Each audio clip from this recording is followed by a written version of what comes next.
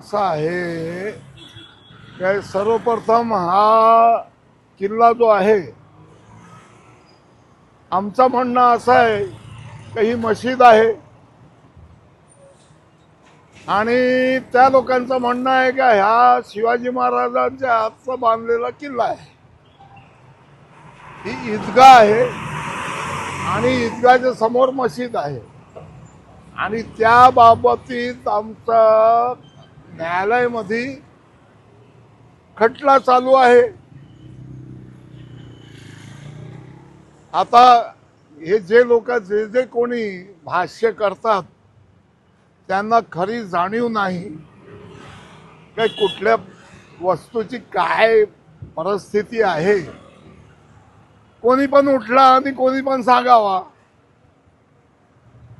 आम्ही फुलाना करू, अमका करू, टिमका करू. आमच्याकडे खूप संयम आहे. 1975 सालापासून आम्ही कोर्टामध्ये हा खटला झुंजत आहोत आणि मला वाटतो की माझी पण आयुष्य संपणार आहे आणि पुढची पिढी पण जाईल, तर हा काय निर्णय येणार असं वाटत नाही. आणि एकतर वेरपटासारखा एकाने सांगितलं का निर्णय होऊन गेला हिंदुआंच्या बाजूने, तसा कुठला निर्णय आला नाही आहे. कोर्टामध्ये केस चालू आहे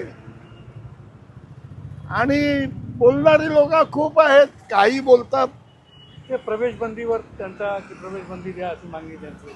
बघा असं आहे का आमची जी नमाज पढण्याची वेळ असतो, आम्हाला 4 तासाची वर्षातून 2 वेळे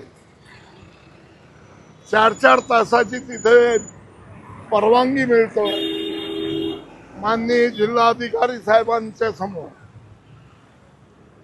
आणि त्या 4 तासामध्ये पण जर तुम्ही येऊन तिथे घोषणाबाजी कराल, तुम्ही येऊन तिथे काय तरी नाटकं कराल, तर ते बरोबर आहे का?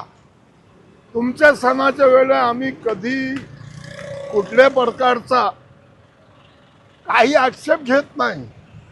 आमच्या सणाच्या वेळेस का म्हणून असा हे सर्व आहे?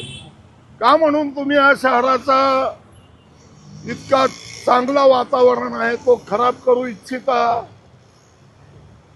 आमच्याकडे संयम खूप आहे. आम्ही खूप संयमी आहोत.